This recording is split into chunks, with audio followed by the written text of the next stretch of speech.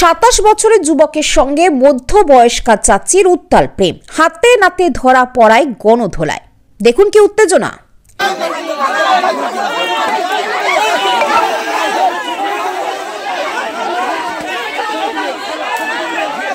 35 বছরের মহিলার সঙ্গে 27 বছরের যুবকের গদ প্রেম। কথায় আছে, পিড়িতে মজিরে মন কি বাহারি কি বাডো। আর ঠিক সেটাই আজ দেখা গেল মুর্শিদাবাদের রানীতলা থানার হোসনাবাদ পূর্বপাড়া এলাকায়।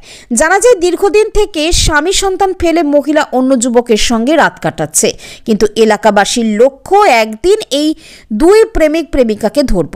তারপরে আজ যুবক চুপি চুপি এসেছিল 35 বছরের মহিলার বাড়িতে।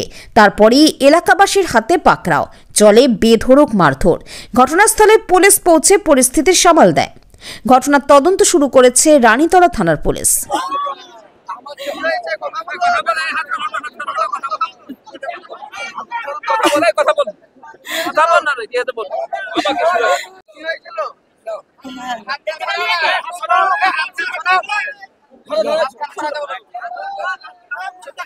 না এমনি মানে আমাদের বাড়িতে পায় আছে, তাতে লেগে মারছে, নাংচিনের ধরালছে, তার লেগে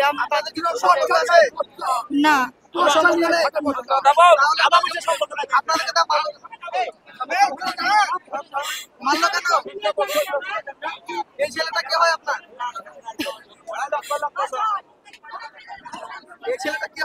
নাঙ্গের হাতে পুরো মজা লেগেছে। একবার মারলি দুইবার মারলি। ছেলে মেয়ে আছে? ছেলে মেয়ে আছে? হ্যাঁ, কটা আছে? একটা ছেলে একটা মেয়ে। হাত কান চাড়ো।